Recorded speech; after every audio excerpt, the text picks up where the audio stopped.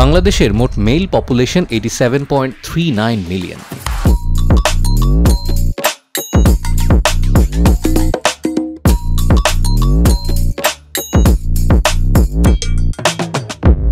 Simping, low testosterone, porn addiction, online baiting, lack of skills, and mental weakness are the most common issue in Bangladesh right now.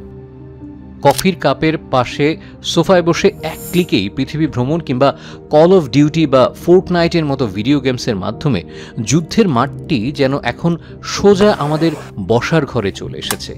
আর এই দিকে পর্নের মাধ্যমে sexual রেভলিউশনের লীলা খেলা তো চলছেই। কিন্তু সবচেয়ে হতবাক করা বিষয়টি কি জানেন?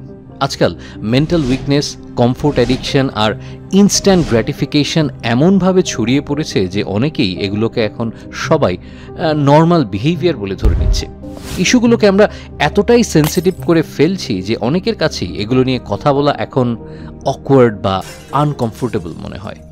এইদিকে সমাজ যেন নীরব, মিডিয়া এখন ব্যস্ত পরিমণির স্বামী খুঁজতে কিংবা কখনো প্রিন্স মামুনের বউ খুঁজে দিতে। এই বিষয়ে না আছে কোনো রিসার্চ, না আছে কোনো ইনভেস্টিগেশন, অথচ ধীরে ধীরে পুরো জেনারেশন এই একটা ইনভিজিবল ট্র্যাপের মধ্যে হারিয়ে যাচ্ছে। মহামারী ছড়িয়ে পড়ছে জেন জি থেকে জেন আলফা পর্যন্ত। এসব নিয়ে এখন কথা না বললে সামনের দিনে অন্ধকার ঘনিয়ে আসবে। তাই আজ আমরা বাংলাদেশে প্রথমবার এই গুরুত্বপূর্ণ বিষয়গুলো নিয়ে কথা বলতে শুরু করেছি। আজকের ভিডিওতে আমরা এমন একটা সত্য উদ্ঘাটন করতে যাচ্ছি যা হয়তো আপনার পুরো দৃষ্টিভঙ্গি বদলে দিতে পারে। জানতে চলেছেন এমন কিছু যা আপনি আগে কখনো জানেননি, এমন কিছু যা আপনাকে ভাবতে বাধ্য করবে, বলতে বাধ্য করবে। Men can be vulnerable, that men can have feelings, that men can cry. So it's okay to be weak. So I just got back from walking one of my papers and I vlogged the whole thing for you guys. It was a rather short video. Good, that's enough. Is he serious? Do you think men are important? Like for what? We'll take a break.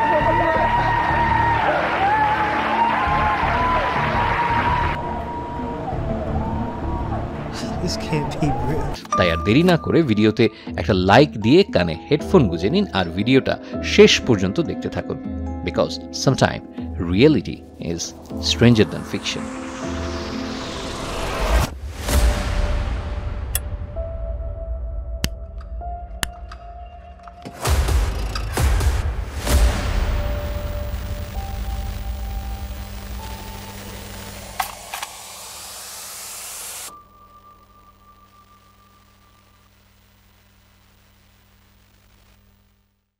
আমাদের পূর্বের প্রজন্মগুলো কোনো না কোনো সময়ে নানা রকম বাধা বিপত্তির মধ্য দিয়ে গেছে। প্রথম ও দ্বিতীয় বিশ্বযুদ্ধ থেকে শুরু করে যুদ্ধ পরবর্তী ভয়ঙ্কর পরিস্থিতি, দারিদ্রতা, পরিবেশ দূষণ, অস্থিতিশীল রাজনীতি এবং টালমাটাল অর্থনীতির কারণে বিপর্যস্ত হয়েছে কোনো না কোনো জেনারেশন। তাছাড়া স্বাধীনতা এবং সার্বভৌমত্ব অর্জনের লক্ষ্যে অনেক জাতি তখনও লড়ে যাচ্ছিল নিজের সর্বস্ব বিসর্জন দিয়ে। ফলে বিগত প্রজন্ম প্রতিনিয়ত লড়াই করেছে এবং তাদের আত্মত্যাগের ফসল ভোগ করছে এই জেনারেশন জি। সেই হিসাবে চিন্তা করে দেখলে এই প্রজন্মটি হতে পারত বিগত প্রজন্মের তুলনায় সবথেকে বেশি সম্ভাবনাময়। শিক্ষা, সাহিত্য, শিল্প, অর্থনীতি, বিজ্ঞান, দর্শন ইত্যাদিতে তারা হতে পারত সর্বকালের সর্বশ্রেষ্ঠ। অথচ দুঃখজনক হলেও সত্য, এদের মধ্যে তেমন কোনো আভাস কিন্তু দেখা যাচ্ছে না। সবথেকে খারাপ ব্যাপারটি হলো এরা প্রতিনিয়ত দুর্বল থেকে দুর্বলতর হচ্ছে মানসিকভাবে প্রচণ্ড রকমের ডিপ্রেসড। আজকের যুবকদের দিকে তাকালে স্পষ্ট তারা আগের প্রজন্মের মতো আর নেই।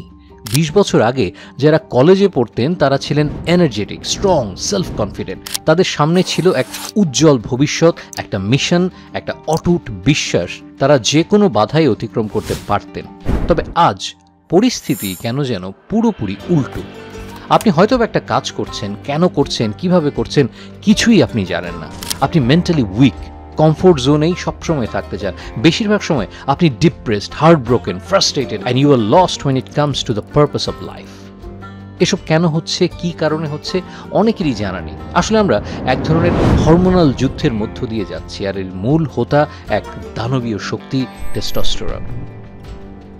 একটি শক্তিশালী হরমোন যা আমাদের শরীরের প্রতিটি কোষে ঝড় তোলার ক্ষমতা রাখে এবং আমাদের জীবনচক্রের প্রতিটি দিকই একেবারে বদলে দেওয়ার ক্ষমতা রাখে।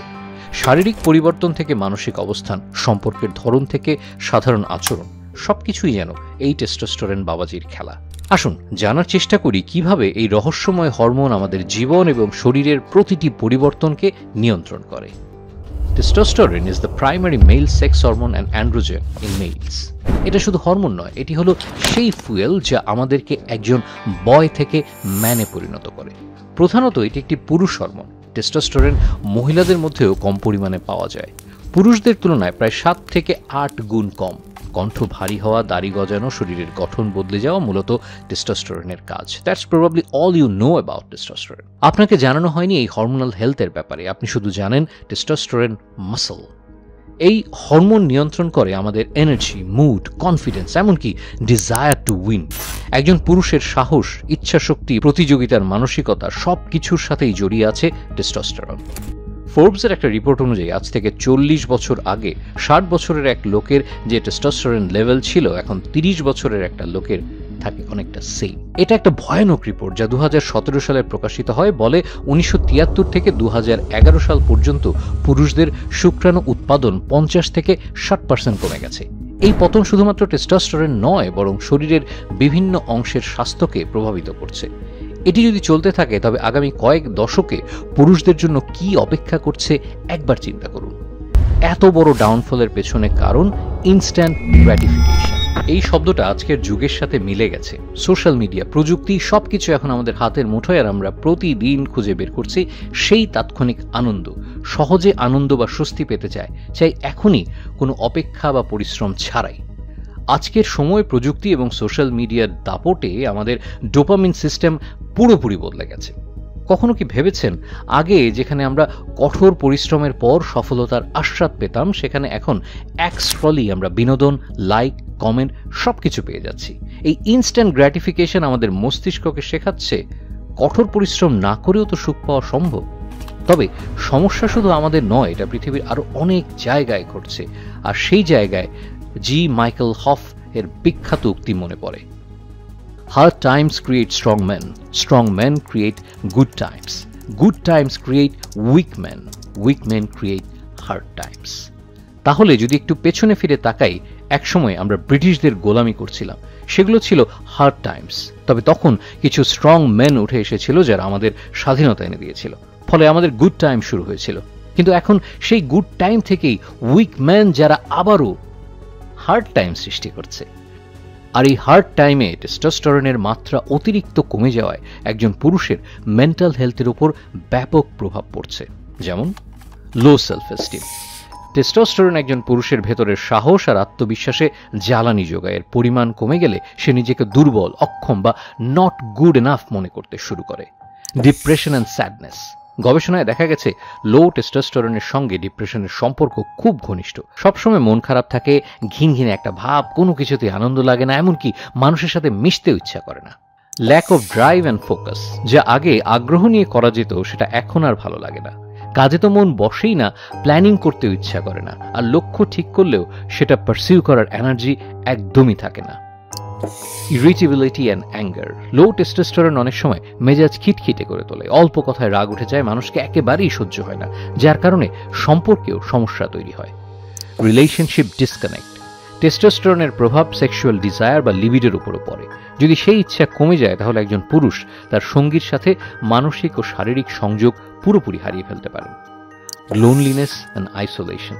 অনেক পুরুষ বুঝতেই পারেন না কেন তারা আগের মতো সোশ্যাল না, কেন তারা বন্ধু বান্ধব বা পরিবারের কাছে থেকেও দূরে সরে যাচ্ছেন। Self doubt and negative thoughts. আমি কি যথেষ্ট ভালো, আমার কোনো গুরুত্ব আছে, কেনই বা এসব করছি, এই টাইপের প্রশ্নগুলো ঘুরতেই থাকে মনে, এবং ধীরে ধীরে সে নিজেকেই দোষ দিতে শুরু করে। এ তো গেল শুধুমাত্র ক্ষতিকর দিক, এর পিছনে রয়েছে এক বিশাল এজেন্ডা, $1 বিলিয়ন খেলা।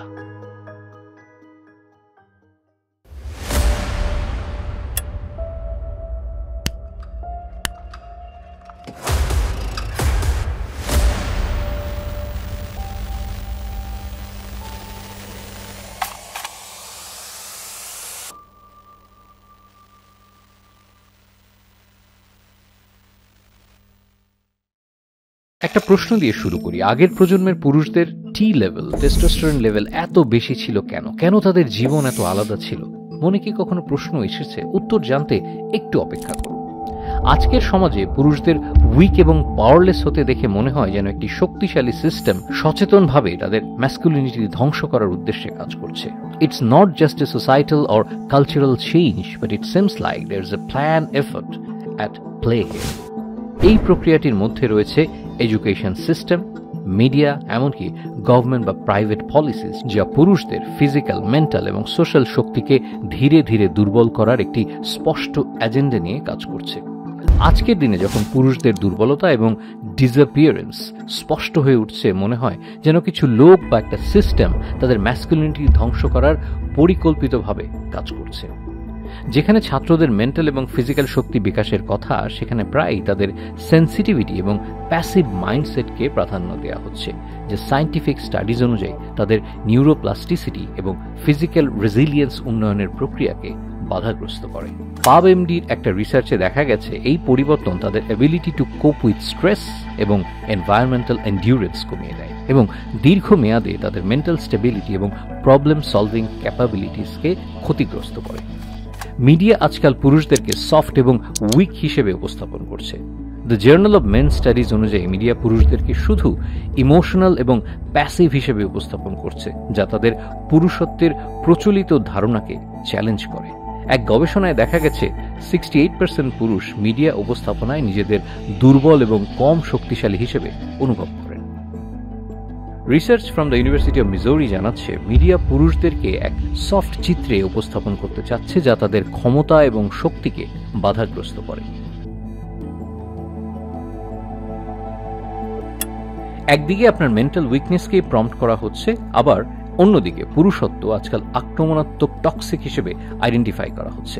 বিভিন্ন মিডিয়া, সোশ্যাল মিডিয়া এবং বিভিন্ন সংগঠন পুরুষত্বকে একটি রোগ হিসেবে দেখা শুরু করেছে। বলা হচ্ছে, masculinity is no longer necessary. Society is moving forward. You don't have to be a man, just be the way you are. But there's the thing. They tell us testosterone is poison. Hollywood director James Cameron even said, I always thought of testosterone as a toxin. It's something that poisons you and you need to slowly work it out of your system. আমাদের শরীরে টেস্টোস্টেরনের এই পতন কি কেবলমাত্র পরিবেশগত বা সাংস্কৃতিক প্রভাব? পুরুষের প্রাকৃতিক শক্তি, পরিচয় এবং উদ্দেশ্য ধীরে ধীরে কেড়ে নেওয়া হচ্ছে। টেস্টোস্টেরন যে শুধুই একটা হরমোন নয়, কিংবা এর বেনিফিট থেকে আমাদের জেনারেশনকে তারা উইক ম্যান হিসেবে আইডেন্টিফাই করতে পারলেই তাদের পথে কোনো বাধা থাকছে না।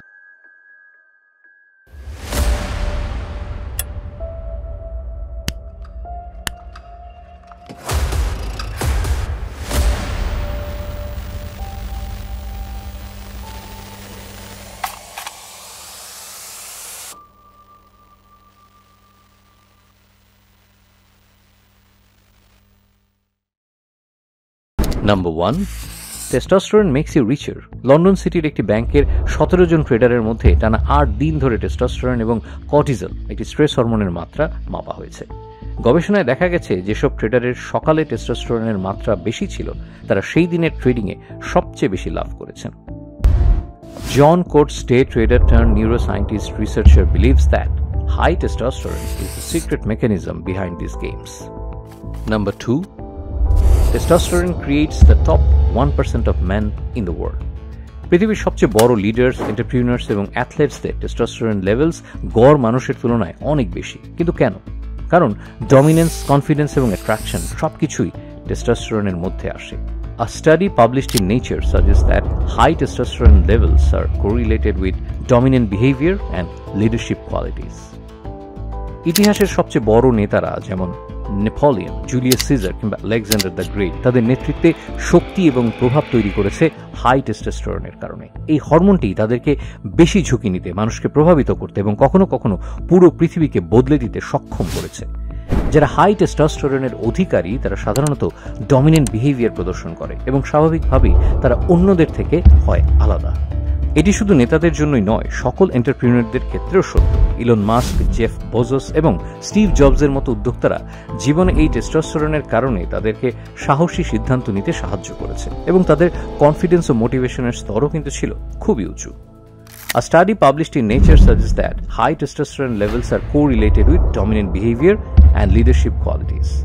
High testosterone can enrich risk-taking and decision-making abilities, both crucial traits for leaders and entrepreneurs. এবার আসি world-class athleteদের নিয়ে। Studies have shown that high testosterone levels correlate with muscle growth, strength, and recovery speed in athletes. It also improves reaction time and aggression, critical for performance in sports. Michael Jordan বা Cristiano রোনাল্ডোর মতো কিংবদন্তি খেলোয়াড়দের পারফরম্যান্সের পেছনেও testosterone ছিল একটি গুরুত্বপূর্ণ অবদান। এটি তাদের মাসল গ্রোথ, রিকভারি স্পিড এবং রিয়াকশন টাইম বাড়িয়ে দিয়েছে, যা তাদেরকে পৃথিবীর শ্রেষ্ঠ খেলোয়াড়ে পরিণত করেছে। এগুলো কোনো কাকতালীয় ঘটনা নয় যে পৃথিবীর সবচেয়ে সফল, ক্ষমতাবান এবং প্রভাবশালী পুরুষদের টেস্টোস্টেরন লেভেলস গড় মানুষের তুলনায় বেশি, কারণ ডমিনেন্স, কনফিডেন্স এবং অ্যাট্রাকশন সবকিছুই টেস্টোস্টেরনের মধ্যে একত্রিত হয়ে আসে। Testosterone makes you more attractive. A study published in the Journal of Evolutionary Biology found that men with higher level of testosterone had more masculine facial features, such as stronger jawline and more pronounced cheekbones. These features are generally associated with increased attractiveness. এই গবেষণা থেকে বোঝা যায় যাদের testosterone বেশি তাদের মুখের গঠনও আরও ম্যাসকুলিন হয়। এই পুরুষদের মুখে সাধারণত স্ট্রং জলাইন, প্রমিনেন্ট চিকবোনস এবং ডিফাইন্ড ফেসিয়াল ফিচার্স থাকে, যা মহিলাদের কাছে অধিক আকর্ষণীয়। A 2013 study published in the Psychological Science Journal confirmed that women rated men with high testosterone levels as more attractive, especially in terms of their facial masculine level. এটি আপনার শারীরিক গঠনের পাশাপাশি আপনার কনফিডেন্স এবং ক্যারিজমাকেও বৃদ্ধি করে। টেস্টোস্টেরনের প্রভাব পুরুষের মনের শক্তি ও দৃষ্টিভঙ্গি পরিবর্তন করতে সাহায্য করে, যার ফলে তারা আরও আকর্ষণীয় হয়ে ওঠে। গবেষণায় দেখা গেছে যারা উচ্চ টেস্টোস্টেরন স্তরের অধিকারী তারা অধিক ডমিনেন্স এবং অ্যাসার্টিভনেস প্রদর্শন করে, যা তাদেরকে সোশ্যালি অ্যাট্রাকটিভ করে তোলে। এই বিশেষত্বই তাদেরকে আরও চিত্তাকর্ষক করে তোলে, শুধু শারীরিকভাবে নয়, মানসিকভাবেও। The study proved the men with higher testosterone have more masculine features than those with low levels. Number 4, testosterone makes you happier.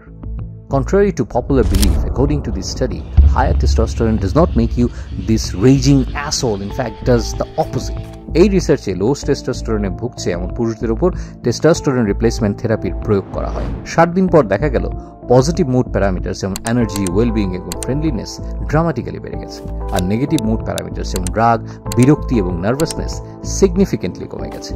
এই ফাইন্ডিং শুধু পুরনো মিথগুলোকে ভেঙে দেয় না, বরং দেখায় যে টেস্টোস্টেরন শুধু মাস্কুলিনিটি বা অ্যাগ্রেশনের সিম্বল নয়, বরং ওভারঅল মেন্টাল ওয়েলবিং এবং ইমোশনাল স্টেবিলিটির জন্য এটা গুরুত্বপূর্ণ। Number 5, testosterone makes you a better person. High testosterone is proven to make you richer, more attractive, happier, more successful, and a better person. Studies have shown that testosterone can influence social dominance, aggression, and assertiveness, which can positively affect leadership qualities and self-confidence.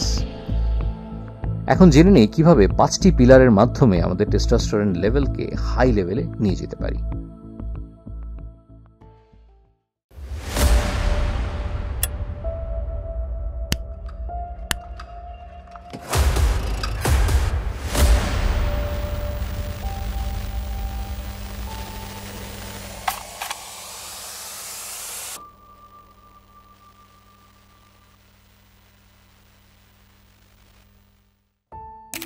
Pillar 1, Deep Sleep Discipline. Harvard এবং slip ফাউন্ডেশনের মতে testosterone উৎপাদনে pick ঘটে ঘুমের REM পর্যায়ে। একটি গবেষণায় দেখা গেছে যদি আমরা পর্যাপ্ত ঘুম না পাই তার সরাসরি প্রভাব পড়তে পারে টেস্টোস্টেরনের উপর। শিকাগো বিশ্ববিদ্যালয়ের এক গবেষণায় যুবক পুরুষদের উপর পরীক্ষা করে দেখা গেছে টানা 1 সপ্তাহ প্রতি রাত্রে মাত্র 5 ঘন্টা ঘুমানোর ফলে তাদের রক্তে দিনে টেস্টোস্টেরনের মাত্রা 10 থেকে 15% পর্যন্ত হ্রাস পায়।